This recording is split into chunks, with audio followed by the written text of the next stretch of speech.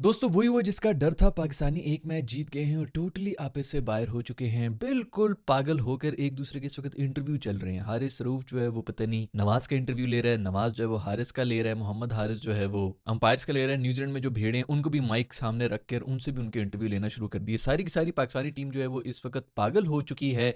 हमने ये किया, हमने वो किया, हमने इस तरह कर लिया, हमने आपने कैसी अच्छी बॉलिंग कराई है। ये एग्जैक्टली वही माइंडसेट है जो कि पहले भी चल रहा था, जिसके अंदर तू किंग है, तू शाहीन है, तू दुनिया के सबसे बेस्ट बॉलर है, तू दुनिया के सबसे बेस्ट बैटर है। आपस में एक दूसरे को लगे हुए होते थे। और मैं आप लोगों को याद कराना चाहूंगा कि हम एक T20I मैच जीते हैं। एक T20I मैच जीतकर हमारा ये हाल हो रहा है। ये 2 साल पहले मैंने जिक्र किया था इसी बारे में, जब अफगानिस्तान की टीम को इतनी बड़ी टीम नहीं थी, गालिबन 2 साल भी नहीं, उससे भी ज्यादा हो गया, तकरीबन 4 साल पहले हम कोई लास्ट बॉल के ऊपर जीते थे। वो इमाद वसीम ने जो किया था वो 4-5 साल पुरानी बात ही है। उसके बाद जो पाकिस्तान ने सेलिब्रेशन की थी, मैंने उसके ऊपर वीडियो बनाई थी कि ये बहुत ही घटिया हरकत है। पाकिस्तान को शर्मिंदा होना चाहिए कि एक नई टीम के हाथों हम इस तरह मर मर के जीत रहे हैं। एंड में हीरोइक्स की वजह से, मोजे की वजह से हम जीते हैं। उसके बाद भी जो भी छोटी टीम के साथ हम जीत रहे होते थे, ड्रेसिंग रूम की इसी किस्म की वीडियोस आ रही होती थी, हमारे पाकिस्तानी प्लेयर्स इस तरह सेलिब्रेट कर रहे होते थे। और मैं यही बता रहा था कि ये इनका स्टैंडर्ड ही इतना लो हो चुका है। और ये सिर्फ और सिर्फ माइंडसेट इंटेंट की बात नहीं है। अभी ये फिर से वही, मैंने जो आप लोगों को पहले भी बताया कि जो आपके यहाँ पर जो सीनियर प्लेयर्स हैं जिनकी वजह से हम समझ रहे हैं कि वो बहुत बड़ा जो है वो उनको गाइड कर रहे हैं, वो ये चीजें कॉमन कर रहे हैं नए बच्चों के अंदर। अब एक लैया के किसी गांव से अगर लड़का उठ के आ गया है और वो ये देख रहा है कि हमारे सीनियर्स जो है वो एक T20I मैच जीतकर ऐसे छलांगे मारे जिस तरह वर्ल्ड कप जीत चुके हैं, तो ऑफ कोर्स वो भी यही सीखेगा। वो भी कल को इसी तरह की चीजों को अपना माइलस्टोन बना देगा और बहुत बड़ा अचीवमेंट समझेगा। हमारा माइंडसेट अभी भी उधर है। हम खुद सबकॉन्शियसली अपने आप को एक मिनो करार दे चुके हैं कि कभी भी कोई अपसेट कर ले तो हम पागल हो जाएंगे खुशी के मारे। वो ये अभी फिर से शुरू हो रहा है। और सबसे पहले तो शाउट आउट देना चाहूंगा हमारे पीसीबी की जो जबरदस्त डिजिटल मीडिया जो भी कैंपेन इनका चला रहा है, जो भी मैनेजर वहां पर बैठे हुए हैं, आई एम प्रीटी श्योर आप मुझे बहुत अच्छी तरह से जानते होंगे, तो उनको ये मैं मैसेज देना चाहूंगा दोस्तों। तो जरूरी नहीं है कि हर चीज के अंदर से आपने कंटेंट निकालना है। आई नो कि कमी है, लेकिन इसका ये मतलब नहीं कि आप अंदर जो मतलब अपना पेट नंगा करने की जरूरत नहीं है कंटेंट के नाम के ऊपर। खैर आई होप कि हमारी ये थर्ड क्लास हरकतें बंद हो जाएंगी। लेकिन एक बात तो है यार, वैसे जो ये इंटेंट दिखाया गया है, जिस उनकी क्रिकेट खेली हमने पिछले 10 साल से नहीं खेली, 5-6 साल से हमें इसी के ऊपर पेला जा रहा था कि ये तो क्रिकेट हो ही नहीं सकती, ये तो हम कर ही नहीं सकते, बाकी टीमें कर सकते हैं, हमारे पास कोई 6 हिटर नहीं है, हमारे पास कोई ऐसे पावर हिटर नहीं है, ये सब कुछ कह के हमें रोला जा रहा था। अब उनका क्या जवाब होगा जो लोग दूसरे किस्म का क्रिकेट खेलते थे। लेकिन ये मैं आपको बता दूं कि आपने सिर्फ 2 मैचेस ही इस किस्म के खेलने होते। आप 5 मैचेस की सीरीज के अंदर अगर 2 मैचेस के अंदर इस किस्म की स्टेटमेंट देते हैं, बेशक 3 हार भी जाएं, तो अगली टीम को ये पता होता है कि यार ये किसी वक्त भी पागल हो सकते हैं। अगर ये आज 2 जीते हैं, ये कल को 5 के 5 भी जीत सकते हैं अगर इनका दिन हुआ तो। हमारी यही चीज खत्म हो गई थी। हम इतना डिफेंसिव माइंडसेट के अंदर चले गए थे कि लोगों को हंसी आ रही होती थी। इवन ऑपोजिशन को, मेरे दोस्त पांडू ने आज से 2 साल पहले इस चीज का जिक्र कर दिया था कि नहायत ही टिमिड अप्रोच के साथ खेले थे। पाकिस्तान इंडिया में ओडीआई खेल रहा था, उसका पोस्ट मैच इंटरव्यू उठा के देख लें, उसके अंदर वो खुद बोल रहे कि बहुत टिमिड हो गए थे। मतलब टिमिड का वर्ड यूज किया था, जो कि मतलब ऑपोजिशन आपका ये वर्ड यूज कर रहा है कि इन्होंने इतना टिमिड हो गए, हम ही ऊपर चढ़ गए। तो जब आप एक माइंडसेट इस तरह का रख लेना कि आप डिफेंसिव माइंडसेट वाले हैं, तो लोगों को कॉन्फिडेंस आ जाता है। कल की वीडियो में भी मैं यही बता रहा था कि ये जो हसन नवाज का कैच ड्रॉप हुआ है वो इसीलिए ड्रॉप हुआ है क्योंकि वो प्रेशर में आए हुए थे। ये प्रेशर वाला कैच था जो कि उसने ड्रॉप कर दिया कि कहीं ये मैं ड्रॉप ना कर दूं। जहां पर आपके दिमाग में ये चीज आ गई कि कहीं ये ना हो जाए, फिर वो हो ही जाता है। तो आपने नेगेटिव सोच रहा नहीं होता। नेगेटिव सोचवाने के लिए आपको इस किस्म की अप्रोच रखनी पड़ती कि आप फुल एग्रेशन के साथ जाएंगे।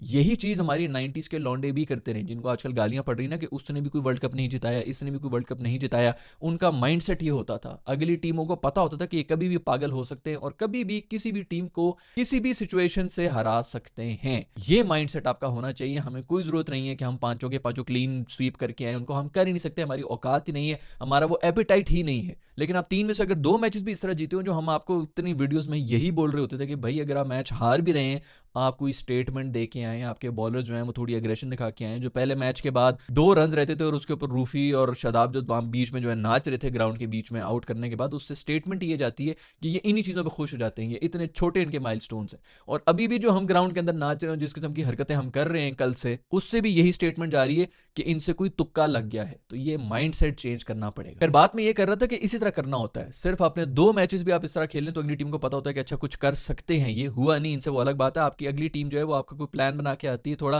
कॉन्फिडेंस में उनको कहीं ना कहीं कोई डेंट लगा होता है। तो इसके लिए ये अप्रोच ज्यादा जरूरी, बजाय इसके कि आप 2 मैचेस 2-3 करके, वैसे तो हम 2 मैचेस भी नहीं जीत रहे थे, लेकिन जो सीरीज हार रहे थे वो जिस तरह हम जीते थे किल किल के मर मर के 19, अभी कल वाला मैच भी अगर हम 19.3 ओवर में करते तो उनको लगता है कि चलो ठीक है हमने भी आखिरी बॉल तक ले तो गए थे ना। ये एक मैसेज होता है जो कि जाता है 16 ओवर के अंदर आपने खत्म किए, 10 ओवर के अंदर, मतलब इनफैक्ट 5 से 6 ओवर के अंदर मैच ही खत्म हुआ था। तो ये एक स्टेटमेंट होती है जो कि मिसिंग होती है। अब उस स्टेटमेंट के ऊपर पानी इस तरह फेरा जा रहा है कि हमारी हमारी पूरी पाकिस्तानी टीम रोड के ऊपर निकल आई है, हमारी पूरी पाकिस्तानी टीम ग्राउंड के अंदर, अभी भी चेक कर लो, कोई ना कोई किसी को इंटरव्यू कर रहा होगा, उन्होंने हाईलाइट्स लगाई होंगी, वो उसी पुराने मैच के अंदर जिंदा हैं। ये चीजें तब हाईलाइट करनी चाहिए दोस्तों जब आप मैच जीते हुए हों, क्योंकि जब आप मैच हार गए होंगे तब तो हर कोई जो है वो गालियां दे रहा होता है और लोग जो है बड़े आराम से जो है उसको रिजेक्ट भी कर देते हैं कि ओहो भाई बेचा किस्म की तनकीद हो रही है ऑल दैट। बट जब आप जीते हुए हो ना, तब आपने इन चीजों के ऊपर काम करना होता है कि बेटा माइंड सेट की गेम है और हमें ऐसे लीडर्स चाहिए जो कि माइंड सेट चेंज कर सके हमारी टीम का। दूसरी बात तो ये कि जो नया लड़का है नवाज, मुझे तो इसकी फ्यूचर की भी फिक्र होना शुरू हो गई है, क्योंकि अभी वो सारे फैक्टर्स हो जाएंगे जो आपके सीनियर्स है, जो कि इनसिक्योर होनी, जिनकी पोजीशन लेनी है, उन्होंने आगे अपनी गेम में डाल देनी। और गेम में किस तरह डाली जाती है मैं आपको आज वो भी समझाता हूँ। मैं एक सीनियर बंदा हूँ, मेरी जगह रिप्लेसमेंट आई है, उसने बहुत जबरदस्त उनकी परफॉर्मेंस दे दी, छक्के मार दी, तो मैं यहाँ पे स्टेटस लगा दूंगा कि जबरदस्त यार, मुझे तुमने बहुत खुश कर दिया, इतने जबरदस्त बड़े बड़े छक्के मार के। मैं कल को जब टीम के अंदर आऊंगा, ड्रेसिंग रूम के अंदर आऊंगा, मैं उसके बाद बैठ जाऊंगा, मैं उसको कहूंगा यार तेरी गेम बहुत जबरदस्त है, मैं बड़ा इंप्रेस हूँ, तेरी ये शॉट वो शॉट, एक चीज की मुझे वीकनेस नजर आई है, अगर तू उसके ऊपर काम करे ना तो बड़ा काम हो जाएगा, तू फिक्र ना कर, मैं तुझे ट्रेनिंग कराऊंगा। जाके मैं कोच को भी दिखा दूंगा ट्रेनिंग कैंप के अंदर कि देखो मैं इसकी ये जो है ना, ये ऑफ साइड की ये वाली जो बॉल है, जो शॉर्ट पिच बॉल होती है, इसके ऊपर स्ट्रगल करता है, तो मैं उसकी इसको ट्रेनिंग करवा रहा हूँ। आप चेक करना 3 दिन के अंदर जो इसको मैं नया एक प्लेयर बना दूंगा। कोच साहब भी खुश हो जाएंगे, वेरी गुड यार, तू तो बड़ी मेहनत कर रहा है, हाँ हाँ बिल्कुल इसके ऊपर काम करो। 3 दिन के अंदर वो पूरी तो होनी नहीं, क्योंकि आपको पता है कि वीकनेस इतनी जल्दी तो जाती नहीं है। 3 दिन के बाद मैं खुद ही कोच को बुलाऊंगा कि देखें भाई कोई आपको इंप्रूवमेंट नजर आ रही है, तो वो भी कोच भी देखे कहेगा नहीं इंप्रूवमेंट तो है, लेकिन अभी भी और मेहनत की जरूरत है। और मैं कहूंगा बेफिक्र रहे, ये बड़ा मेहनती लड़का है, इसने बहुत ज्यादा मेहनत करनी है और इसने वो हो जाना है। और उसके बाद मैंने छोड़ देना। यहाँ पे हरकत मैंने ये की है कि मैंने एक सीड प्लांट कर दिया है कोच के दिमाग के अंदर कि इसकी ये वीकनेस है जो कि शायद तुझे नजर नहीं आ रही है। तो कोच जब कल को कोई भी डिसीजन लेगा ना, तो उसके दिमाग में ये होगा कि वो प्लेयर बड़ा अच्छा है लेकिन उसके अंदर ये वीकनेस है, क्योंकि हर किसी प्लेयर के अंदर कोई ना कोई वीकनेस तो होती है। आपने देखा होगा कि कामरान गुलाम जब आया था, उसने आते साथ ही बाबर की रिप्लेसमेंट था और आते साथ ही सेंचुरी मार दी थी। ये साजिद और नोमान की जो हम बातें कर रहे होते हैं कि उन्होंने जो है टेस्ट मैचेस जिताए, असल मोमेंटम उसने हमें दिया था। इंग्लैंड के खिलाफ जब बहुत ही क्रूशल स्टेट हम फिर उसी तरह आउट हो रहे, हमारा टॉप ऑर्डर फेल हो चुका था, उसने आगे वो सेंचुरी मारी थी, वहां से मोमेंटम पाकिस्तान के पास गया था। और अब वो स्क्वाड का भी हिस्सा नहीं है। नया प्लेयर होने के बावजूद वो स्क्वाड से ड्रॉप हो गए और परफॉर्मेंस देने के बावजूद, वो इसलिए कि आकिब जावेद ने कहा कि इसकी फील्डिंग का मसला है। ये उसके दिमाग में किसने डाल दिया कि ये इतना बड़ा मसला है? हमारी टीम के अंदर वैसे बहुत जबरदस्त ऐसे फील्डर्स बैठे हुए हैं, बॉल पकड़ सकता है, कैच पकड़ सकता है, दैट्स इट। आपकी टीम में ऐसे ऐसे बंदे भी आए हैं जो कि फील्डिंग करके गए, टीम के अंदर बैठे रहे, जिनसे चला नहीं जा रहा होता, और आपने उसको बिल्कुल आउट कर दिया है। अब वो नया लड़का है जिसके कोई भी कॉन्टैक्ट्स वगैरह नहीं थे टीम के अंदर भी और टीम से बाहर भी। उसको आए हुए तकरीबन जुमा 8 दिन हुए थे और उसको हमने स्क्वाड से बाहर किया हुआ, ये कह के कि तू फील्डिंग पर काम कर। इसी तरह ये अंदर की सियासतें चल रही होती हैं, कोई ना कोई एक कीड़ा हाईलाइट करके दिमाग में डाल दिया जाता है मैनेजमेंट के, और फिर उसी के बेस के ऊपर उनको पीछे भी कर दिया जाता है। ऐसे बहुत से प्लेयर्स आए और बहुत से प्लेयर्स चली भी गए। तो हमारी आवाम जो इतना बड़ा हवा बना देती ना कि अब हमारे पास सईद अनवर आ गया, अब हमारे पास क्रिस गेल आ गया, फलाना आ गया, तो ये प्लीज ना करें। एक तो प्लेयर्स के ऊपर वैसे ही प्रेशर होता है, दूसरा ये सियासतें जो कि अब उसके खिलाफ शुरू होंगी, उसका तो उसको कोई आइडिया ही नहीं है। ये नए प्लेयर जितने भी आते हैं इनको पता भी नहीं चलता इनके साथ क्या हो जाता है, कहां से इनको पकड़ा जाता है, किस किस्म की साजिश करके इनको बाहर कर दिया जाता है। आज से 5 से 6 साल के बाद इनको पता चलता है कि अच्छा उस वक्त हमारे साथ ये गेम हुई थी। और तभी बहुत ज्यादा लोग जो है वो टॉक्सिक भी हुए होते हैं वापस आके, क्योंकि हमारे हर इदारे के अंदर जो भी सीनियर बैठा हुआ है वो सिर्फ और सिर्फ अपनी पोजीशन को बचाने के लिए औरों की जड़ें काटता रहेगा, और ये अभी इनके साथ भी होना है। आई होप कि हमारी मैनेजमेंट जो है वो इस किस्म के जो तखरीबकार हैं, इस किस्म के जो लोग बैठे हुए होते हैं आपके ड्रेसिंग रूम के अंदर, उनको हाईलाइट करें और उनको निकालें।